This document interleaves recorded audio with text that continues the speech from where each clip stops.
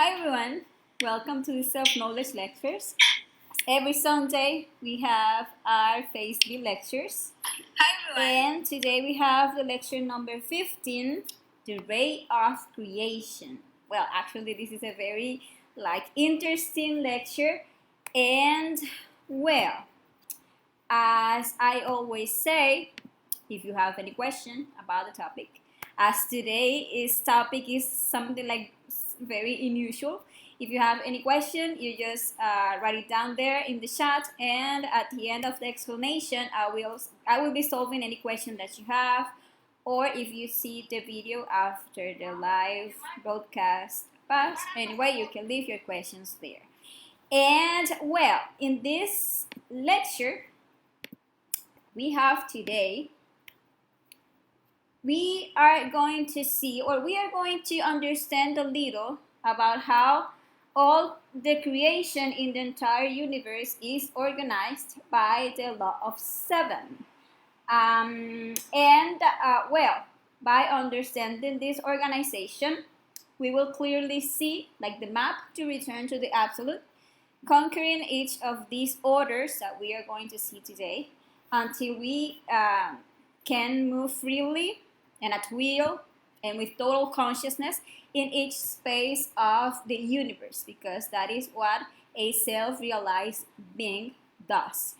And well, these lectures that we see on Sundays are part of the Phase B of the self-knowledge course. We always say that for you to receive the Phase B lecture, or better said, for you to understand them better, it's important that you previously watched the Phase A lectures. We have them recorded here in the page, and we are transmitting the Phase A again on Wednesdays and Fridays. So sometimes if you don't have like the basis of the Phase A lectures, these Phase B lectures can be a little confusing. Anyway, as always, if you have any question, please feel free of writing your questions, okay? So, well, the first thing that we must understand is that the law of seven organizes. Actually, the law of three, or the law of the triamessicano, is the one that creates. Like when two forces, like a positive and a negative force, come together, and with this union, it's generated a third force that is the creative fire. That is the law of three, and that is the one that always creates. And the law of seven, or the law of the sacred Epta Parapachinok, is the one that organizes, the one that orders, okay?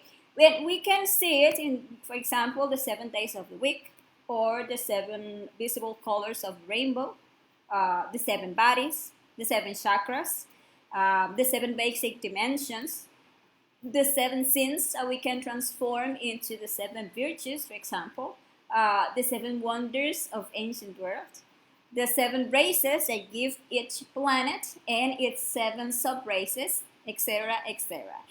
And so we are going to know today the 7 cosmoses, or orders of worlds in which the creation is organized. And we will see that creation is like descending, and as we descend and move further and further away from the sacred absolute sun, we penetrate worlds that are more and more complicated, where automatism, mechanicalness, and pain are introduced. So let's start by studying each of these orders. And well, the first order in creation is called Protocosmos. And to understand what this is, we must know that each universe of the infinite space has its own central sun, and the sum of such spiritual suns constitutes the first order, which is the Protocosmos, or the solar absolute. So we must know that the solar absolute is formed by multiple spiritual, transcendental, divine suns. They really are extraordinary spiritual suns with infinite splendors in space, radiant like spheres that astronomers could never perceive through their telescopes because they are like spiritual suns. And in the protocosmos or first cosmos, there is no mechanical principle. It is governed by the only law. So it means that there is complete freedom since the laws are limitations. So the beings that inhabit the sacred absolute suns have complete freedom of being, of movement, and are only governed by a single law that is love. And in the central spiritual sun, governed by the only law, exists the happiness of the eternal living God. So the protocosmos, it vibrates with the upper C or do musical note, and beings who have conquered their higher do, the higher C, those who have united with their inner being by completing the three mountains of initiation and have reached the self-realization, they are the ones who have the right to move freely in this first order. They can move in the different universes.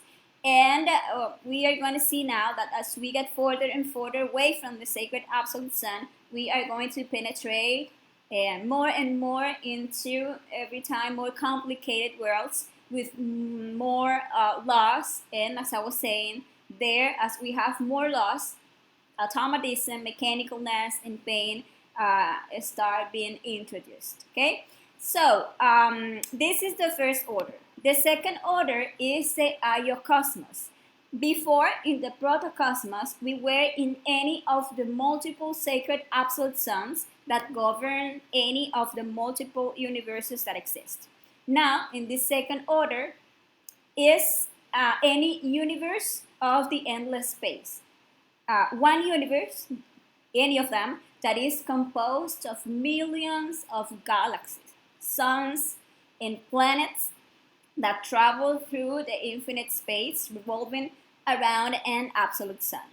And at this second order, it's called the logoic world. So that is where the group of self-realized beings that make up the army of the voice or the great word, they come out to this second order to create or to destroy as necessary. So these gods or self-realized beings that are that conform the army of the word or the sacred absolute sun, they come out, and what they do is that they unfold into their masculine and their feminine polarities, and then unite sexually to give way to the manifestation of the third force, that is fire, that is the Christ, who through his verb in the form of a mantra has the power to create or to destroy anything. So this logoic world is controlled by the three primary forces that regulates and governs all creation, and these three laws are that of the Father, that of the Son, and that of the Holy Spirit.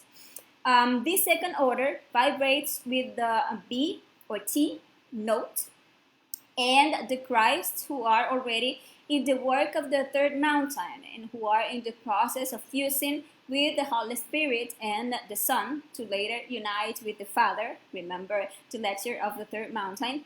They are the ones who already have freedom of movement in this second cosmos. Okay, so the third order is going down, right? The macrocosmos. This is any galaxy of the endless space. So in the previous order, we were in any universe, but now in the macrocosmos, we are in one galaxy, any of the millions of galaxies that make up a universe. And here in one of any of this, we are in the macrocosmos. Okay, they are or they are formed by millions of solar systems. So in just one galaxy, we can find millions of solar systems. Any galaxy taken like separately is a macrocosm, and ours, the Milky Way, is not the exception. Okay, and each one is governed by a central sun. So the Milky Way is governed by the central sun. Its name is Sirius, and it revolves. The galaxy revolves around this central sun. This third order is controlled by 6 laws.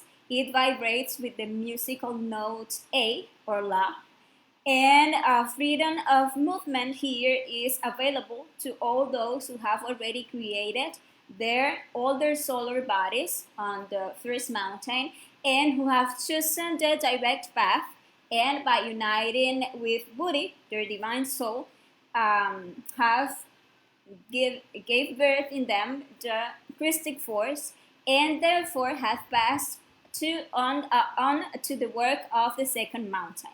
So these Christs then have the right to move freely through the galaxy and nearby galaxies. Well, now the fourth order is the Deuterocosmos, and this is already any separate solar system. So every solar system, regardless of the galaxy to which it belongs, whether it is made of matter or antimatter, is a Deuterocosmos. And it is made up of several planets that revolve around a central sun. And the central sun of our own solar system is known as the sun of Ors.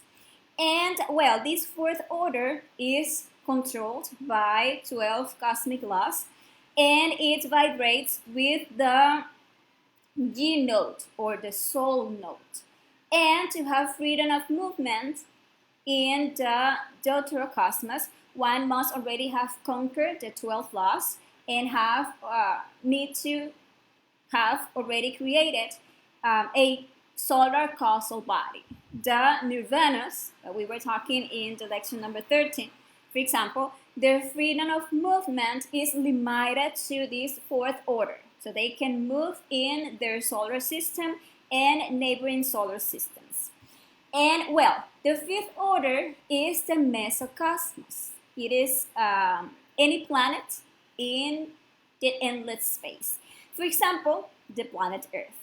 And well, there are as many planets in space as there are sands in the sea. Yeah, and undoubtedly, any of this, regardless of their cosmic center of gravitation, is by itself a mesocosmos.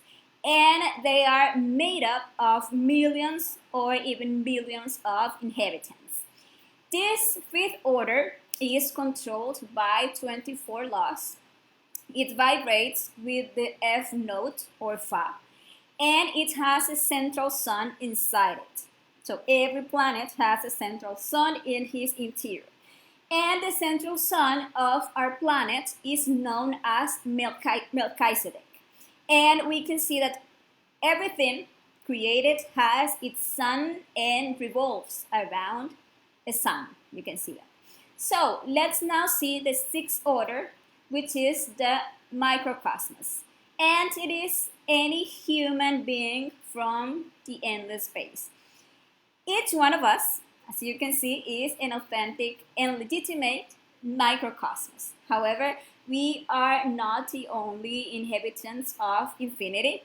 It is clear that there are many inhabitants in all the inhabited worlds, that are many, many.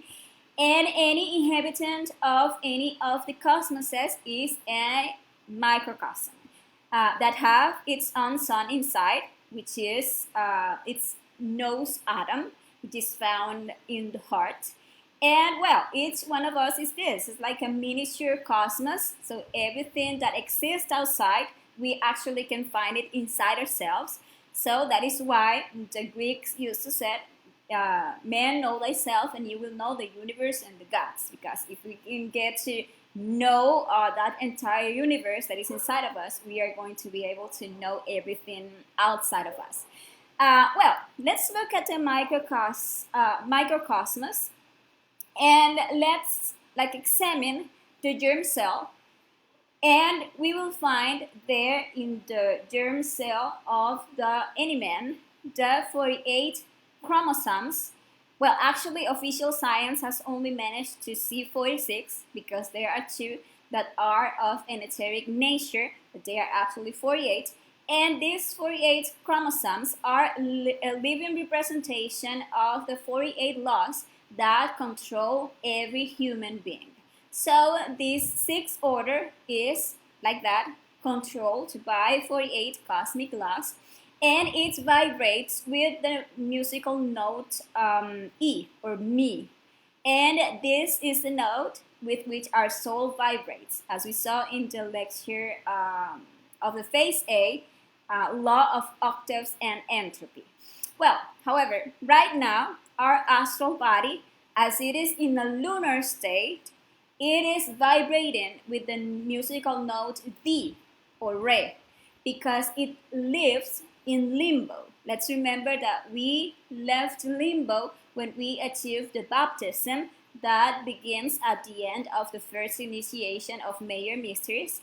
And the lunar physical body vibrates with the C note or Do, lower Do. Okay? Now, we know that the human being is composed of millions of psychological defects that he carries in his interior, and in his lower abdomen. There we find our infernal worlds, full of demons or psychological eyes, which are the negative ways of being of each one of us. And that this that we find inside of us, these infra dimensions that we have inside of us, is concomitant with what happens inside the planet Earth, because as within, so without, and vice versa. So as we have this infra dimension inside of us, the same in the planet Earth. And well, as I was saying, we are psychologically inhabitants of limbo right now. However, when we began to do the interior work, when we managed to light the sacred fire, and we managed to achieve the baptism, we psychologically left limbo. And what happens there is that we find a disorderly and empty land. And we have to begin to populate it with the different parts of our being that we will be rescuing from the death of each one of ourselves that inhabit our own infra dimensions. So we must begin to order our inner universe. We must start creating our internal bodies and get to transcend all these laws. And for this, we have given 324,000 opportunities. You know that in each cycle, and we have 3,000 cycles, and in each one we have the right to 108 existences with human physical body, so that in one of them, in which that wonderful conjunction occurs, when the our essence, has reached like maturity and receives the knowledge and has the ability to assimilate the knowledge and practice it, you decide to do the work and to achieve your liberation. And if we don't do it and we exhaust those 108 existences with human physical body without eliminating these psychological defects, rescuing the wisdom that is trapped in them, then we will have to go through the process of involution through the Microcosm. And well, actually the Microcosm is the seventh order. Well, I don't have the name here, but well, it is the Microcosm, sorry. Which are the infernal worlds. And well, within every planet, there is the submerged mineral kingdom with its own atomic infernus. So these are always located within the interior of any planetary maze and in the infra dimensions of nature. And there, in this Microcosm, we find 9 circles, also known as the 9 Dante's circles. Yeah.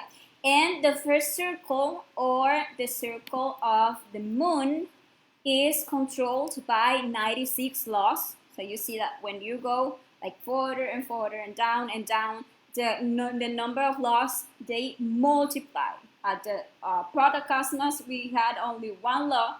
In the Iacosmos, 3. But now that we are already in the Tritocosmos, sorry, and we are in the first circle, now we are controlled by 96 laws.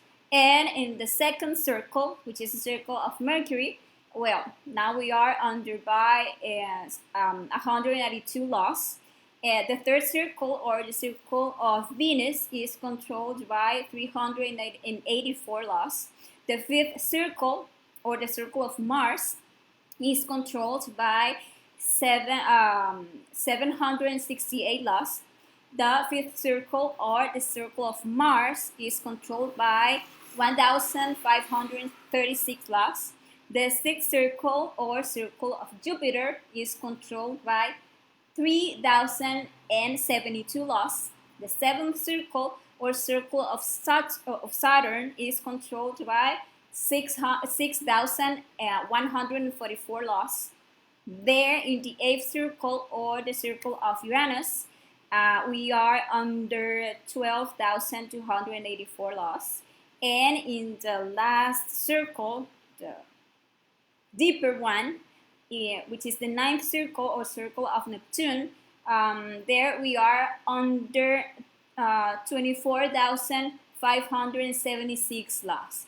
So it is noteworthy that these 9 circles are called the abode of Pluto, or the being, and in them is 97% of our trapped essence or consciousness. Remember that as without, so within. And by immersing ourselves within increasingly complex laws, we obviously progressively become independent of the will of the absolute, and we fall into the mechanical complication of all this great nature. So if we want to regain freedom, we must start freeing ourselves from so many mechanics and so many laws and return to the Father. So we must start fighting tirelessly to free ourselves from the 48 laws under which we now find ourselves, and free ourselves then from the 24 laws, and free ourselves from the 12 laws, the 6 and the 3 laws, to truly return to the sacred absolute sun of our system, where only the law of love governs. And well, how are we going to make this path back home? How are we going to return? Well, through the work with the 3 factors for the consciousness revolution, and going through all these arduous, narrow, and difficult path, which very few take, actually, but which is the only one that can lead us to return triumphant, having recovered all the wisdom that we came here looking for, and having awakened 100% of our consciousness, and well, becoming awakened beings, cosmos creators, beings with freedom of movement throughout the endless space, which is like the goal of getting to know ourselves. So that is the path, and that is the work that we have been teaching in this course.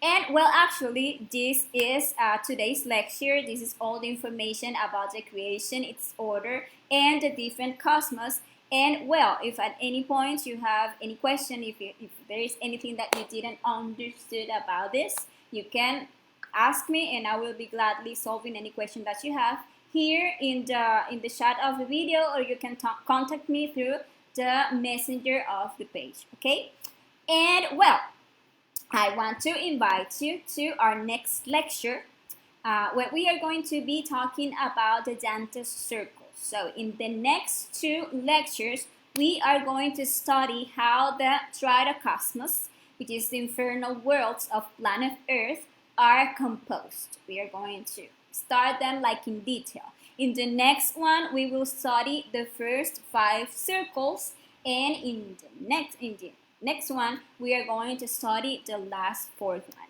And well, people, this has been all for today. Thank you very much to all of you. Hi, let me see. Our greetings to Jackie Lou. Hi, Jackie. How are you? And well, this has been all for today. Thank you. Thank you very much for all of you. And well, see you the next time. Ciao, ciao.